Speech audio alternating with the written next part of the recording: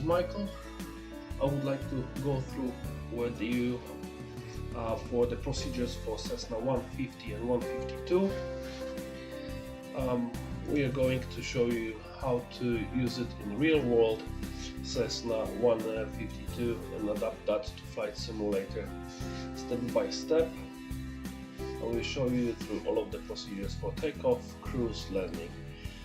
We are based that on operating handbook from 1977 Cessna 150 commuter that is shown right here, and 152, which is the newer version, slightly stronger than its predecessor.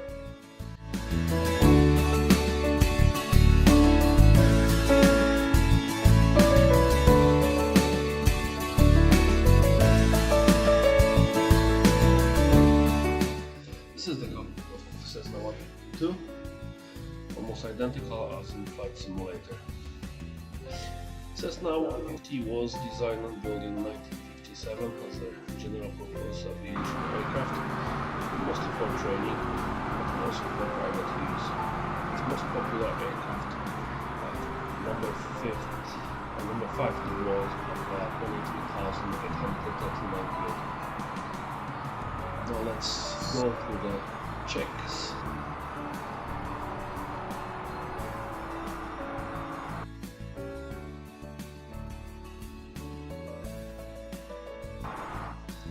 Start with the cockpit. You're checking power first. You're going to have to switch ignition. Check for ignition switch that is off, but the battery power. Switch it on briefly to see if all of the instruments are showing up, turning on. When you're satisfied with that, the amount of fuel showing up, you shut it down. Before you go anywhere, you check the fuel gauge. So get it between seats. You have to open the valve as shown on the image on the floor.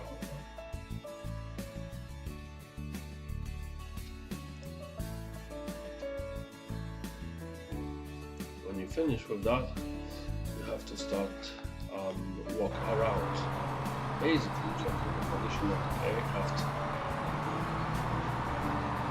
Going through all of the rivets, if there are any visible damages all around the plane, brakes, undercarriage, the windscreens, and everything is up and running properly. There are no holes, no missing rivets, no blockages on the surfaces. The hook, that is also important for anchoring the plane. Lights. Any visible damage to the aircraft might make it unflyable, so you have to check if there is a free movement of all of the surfaces. Once again, rivets along the side, brakes and undercarriage, checking the flaps and the wings all along, the wingtips as well. Any cracks, damage to the light or to the surface itself have to be reported per flight. Also the anchors and the struts, the windows, all of those like this small steps that you have to get up really to check the fuel inside of the wing. You have to check also oil inside as shown. Then you move forward to the front wheel, looking if everything is alright, no leaks. Then the propeller, especially the front edge of the propeller, there are no cracks or damages. Same from another side, looking pretty much in the same places. Checking the fuel manually as well. On the top and on the bottom, you have to check the quality of the fuel with a special probe in real life. You cannot do that on a flight simulator, but you can at least look at it. Also on the pitot tube, normally you check if there's nothing blocked, the wingtip, ailerons, and the flaps, and finally you can get back inside of the plane and start the check inside of the cockpit.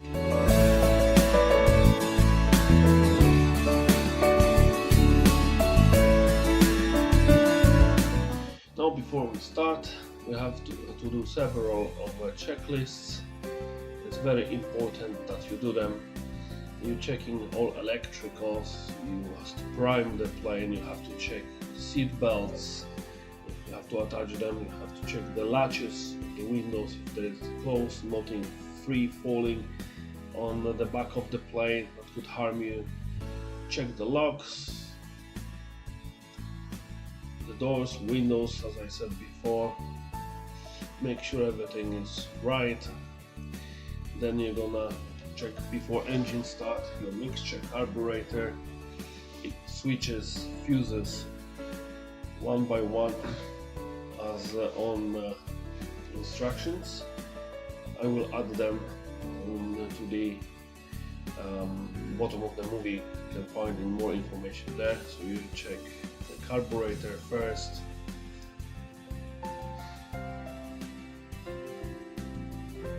Next, some knobs you can actually don't apply to you, like a brightness of the cabin inside. Now I turn the batteries on. At the bottom you have to prime it. If the engine is cold, usually 3 to 5 times is enough to prime. If the engine is hot, it's not necessary. Carburetor is supposed to be off. You have to add a little bit of the power, about 1/4 of an inch should be fine. Before you start, look around, there's nobody close to the propeller. Call clear prop, and then you can start the engine. We have the engine up and running. Now wait for seconds, see if everything is alright, and the engine dies. What was the reason? The reason was very simple. As I was moving mouse back and forward, I pull back mixture. It was a purely accident. So let's restart the engine. Okay, in real world, if that happens and you didn't pull the mixture, there might be something wrong with the engine. You would like to have a mechanic to take a look on it and then make a decision what to do next. Definitely you wouldn't be able to fly the plane. Now, since everything seems to be alright, let's move forward. For taxi, you have to anticipate from which direction the wind is blowing, and that's the way you are going to set your ailerons and the controls during a taxi. It's more important on the tail draggers than it is on tricycle planes. However, it's a good practice to do anyway. Please refer to this image. Will help you. Now let's turn the lights on. Because we recorded in January, we could have turned the carburetor heat on as well. It's not really necessary at this very moment on the simulator. Let's do the radio. Declaring a taxi. This is the airport that has no controlled zone. Therefore, we just call what we are intend to do. This time we'll call the taxi, as you heard. We're going to check the airport as the instructions were given where to go, which runway.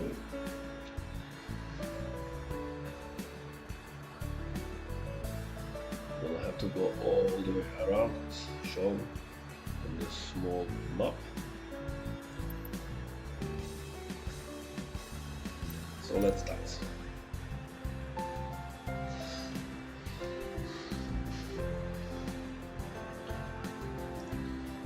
In real world, when you're flying Cessna 150 or 152 or any other aircraft, you should not taxi faster than you can walk.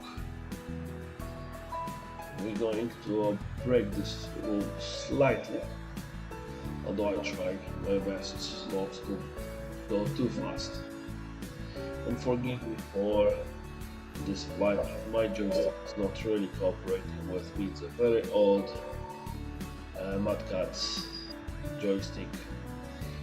and the steering for there is really bad. To bypass some traffic that was blocking us on the crossing runway. We continue up to the end of the ramp when we're gonna do the run up. There's two reasons for run up. First is to warm up the engine, and the second is to check if everything is working fine in the engine. Anything that is out of visual will actually should make you come back and see the mechanic in the real life. In the flight simulator, of course, you can still continue play, as most likely you won't get any problems anyway. Usually the run up is done in the places where you will not instruct anyone. Most commonly I'm doing it just before I get to the runway. I'm getting to the empty space. Of course, that is only for not too busy airports. Trying to get out of someone's way, getting in the corner where I can safely stay for a couple of seconds and do the run up procedure. The procedure is very straightforward. Also, we have to remember the speed for normal operations, which in a Cessna is between 60 to 70 knots.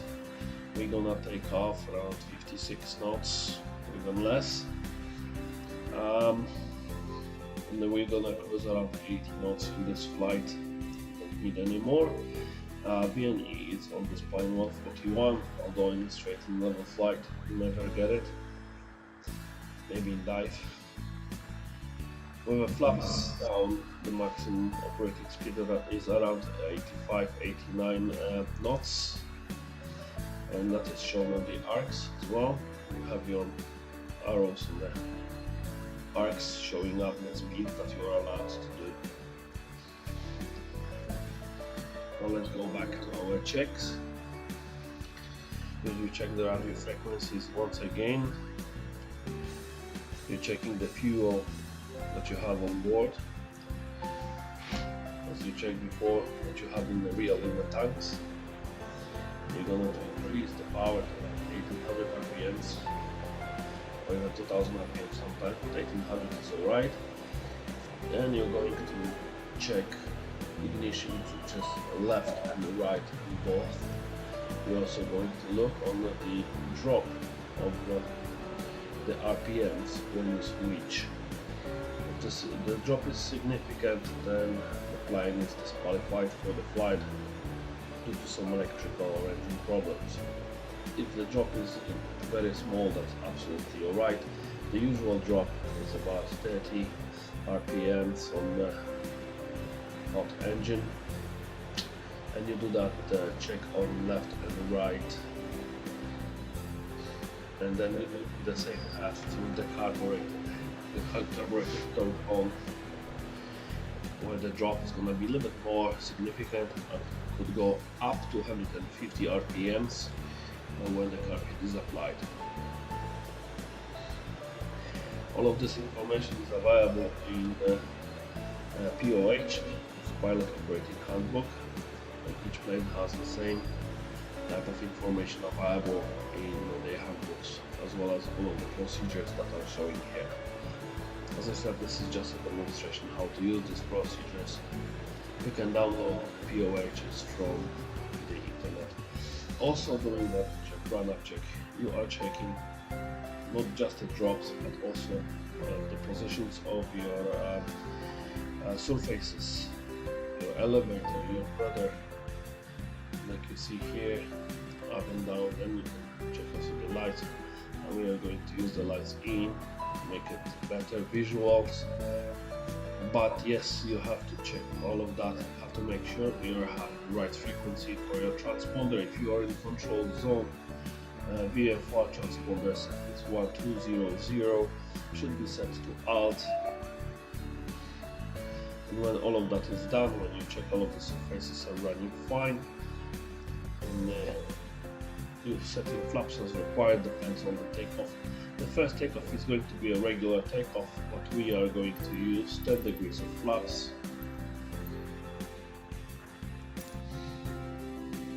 Getting permission, well, not permission, this is uncontrolled airspace, but we are announcing our departure and remaining in the circuit, in the pattern. And last checks for the fuses. Everything seems to be alright. The flaps were down 10 degrees as required. The sanction is on the green, so we can start moving. Last check on the left hand side, you should see if there is nothing approaching to land. It's your duty as a pilot to stop and take a look, make sure you don't see any approaching aircrafts. If you're happy there is nobody approaching to land, you announce that you are going to take off. Then we can go.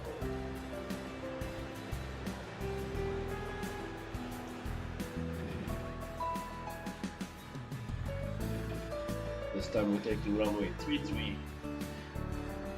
in Martinville Airport in Toronto.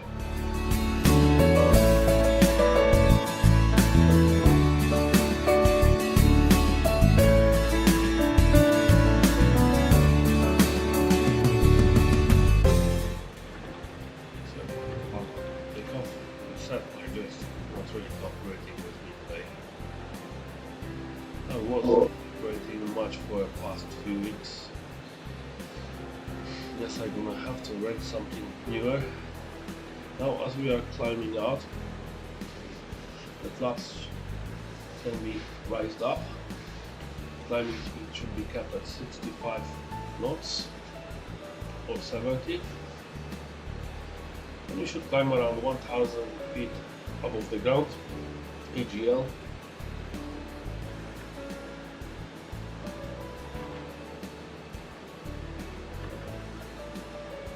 It's a good practice, yet not mandatory to announce every turn.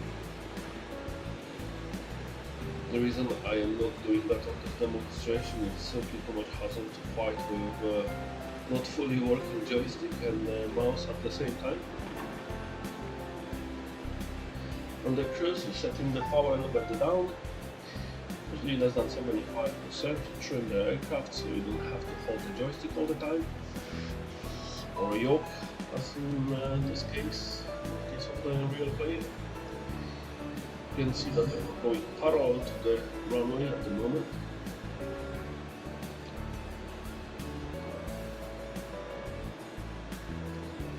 I found Flight Simulator 2020 very interesting with the Cessna 150. Here it's speeding up way better than in the real world and slowing way worse than in real world. However, it's still a pleasant plane to fly. If you are new to flying, it's better to keep a longer distance, having a bit longer approach to land. It's easier this way. If you're more experienced, you can get a bit shorter approach. If you are able to drop the speed and altitude at the same time, then I don't see any reason why not.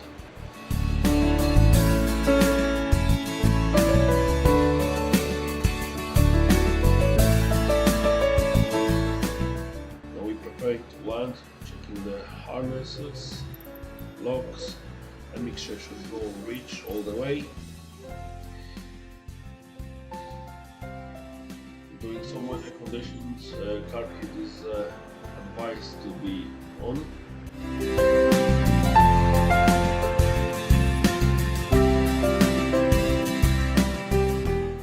And we are at runway 33 for regular landing.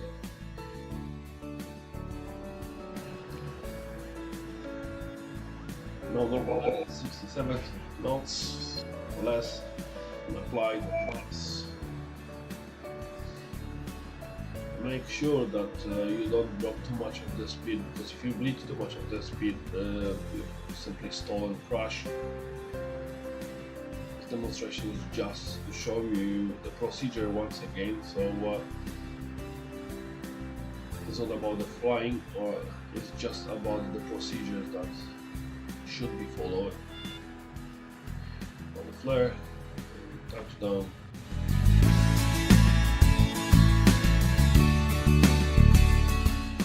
After landing, just after the touchdown, the carburetor heat should be off immediately and the flaps up. Let's do some shorter takeoff, which is standing on the middle of the runway, applying the power. I'm gonna do the short field landing with flaps. You don't have to do it with flaps, but you can do it with or without flaps. Depends what field is it. Sometimes it's good to speed up and then release the flaps. It will push the plane up quicker. It's full power drone, flaps down and the grease at this very moment, and as you can see, the speed is building up a little bit quicker than in a normal takeoff, and we're already airborne. This here was like a 40 few knots needed really to take off. It's lower speed in a short takeoff. Although you have to remember to maintain climb out speed, which is around 60-70 knots.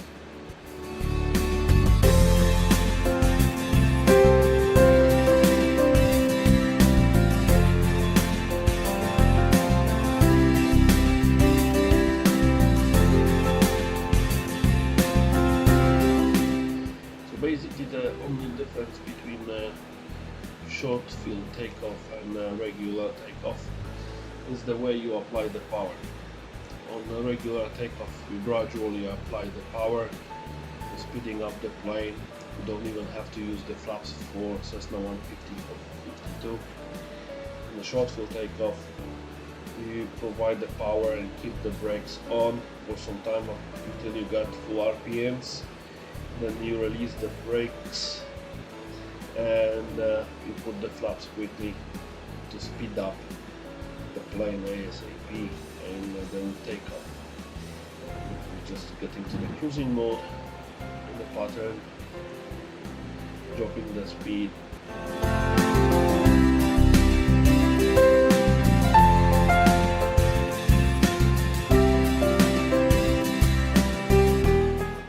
Beautiful view of Highway 404 in Toronto area, and up front of us Highway 401, one of the biggest highways in North America. We reach a bit closer, we're going to turn around.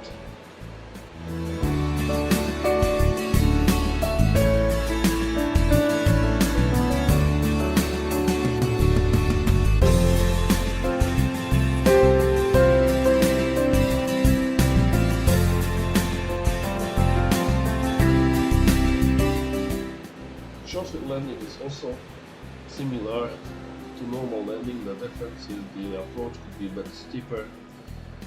I will show different type of takeoffs and landings in other videos.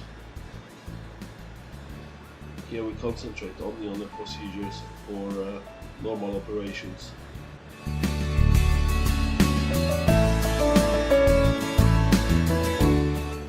In a normal landing, you do not need to use brakes much. You allow the plane to slow down. The short field takeoff, you're making sure you apply the brakes really heavily. You're doing 40-degree flaps approach, and pretty steep as well. You have to bleed all of the speed and get as slow speed as possible. You can see here now, doing quite steep dive really. Way higher than I'm supposed to be, but I'm doing that on purpose just to show you how the short field works.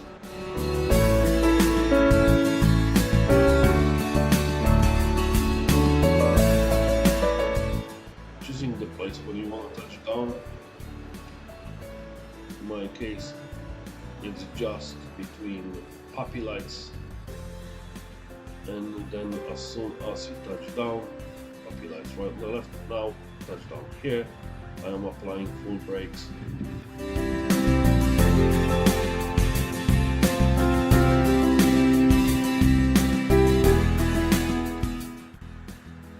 Trophy landing.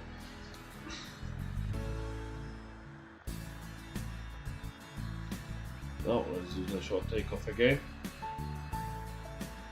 Same principles, 10 degree flaps, carbureted kit off. Just want you to know that if you use a carbureted heat, you're using around 20-30% of the power, so it's really important for climax to turn the car kit off. Full power as it says, and we are airborne.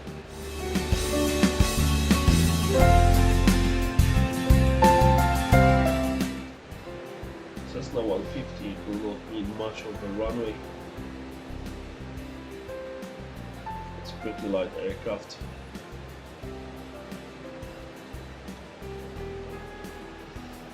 Now the flaps up, the nose will drop instantly.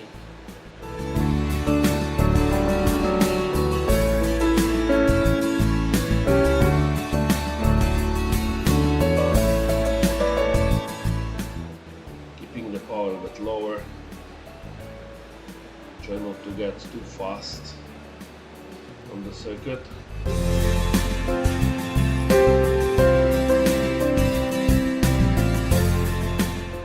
Circuit pattern, it's the same word, some people are using pattern, which is most correct way of flying around the runway. Some of the people are calling it a circuit, which is not wrong either.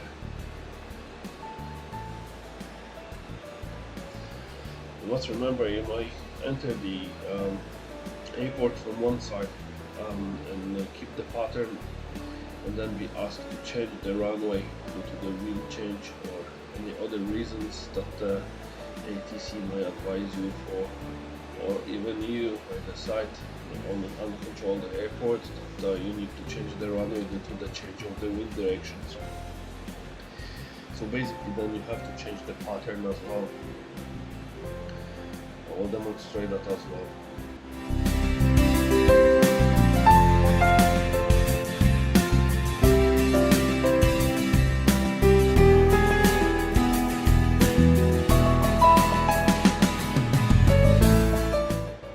It's most often the case when the winds are changed significantly. So we're going to do the short film again, flaps down 40 degrees, trying to get as quickly to the ground as possible without a crashing, of course.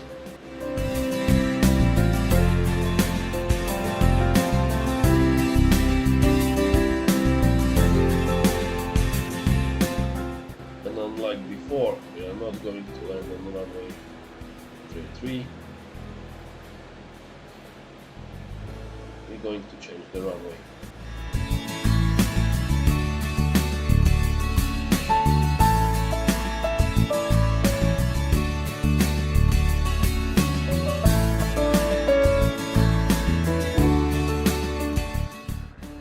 Time it's runway 23, it's a runway change, so we didn't fly all around the airport, we just make a shorter route, just crossing highway 404 in Toronto, northern Toronto area,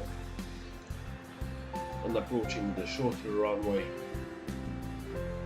for short field landing.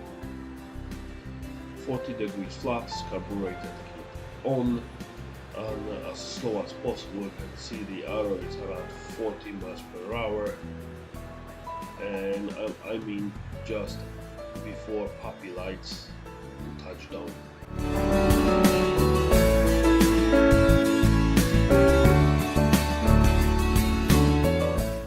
Pulling the nose up at a slow speed, the stall occurred, and we touch down. We flare exactly where the stall occurred, which is the perfect landing. Not maybe opposite from the runway, but it's perfect for the way touch down, and that's the shortest way to slow down as well.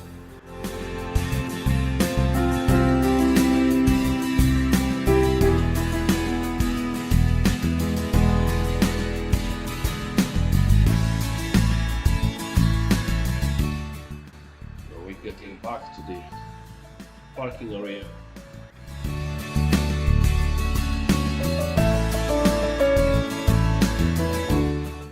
Usually on the track or general parking area, you're looking for an empty space.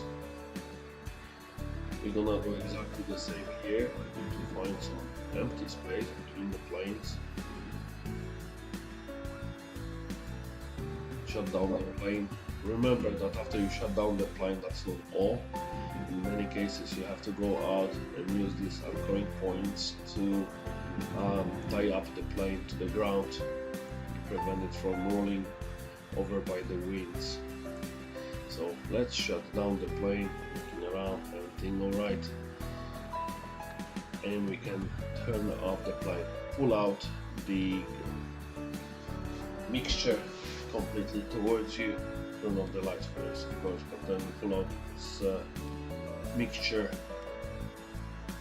turn off the ignition switch and the battery off. That's how you shut down the plane. Additionally, after shut down the plane, don't forget to shut down the fuel valve as well. And see you next time. Next time I'll show you another emergency procedures and we will go forward from there. Now take a look on the specification of the Cessna 150 and 152. I will attach the documents as well with the placards to this video. If you like that video, please subscribe and put your thumbs up. That will make me more happy, and I will try to do my best to provide you more video of this time. Thank you.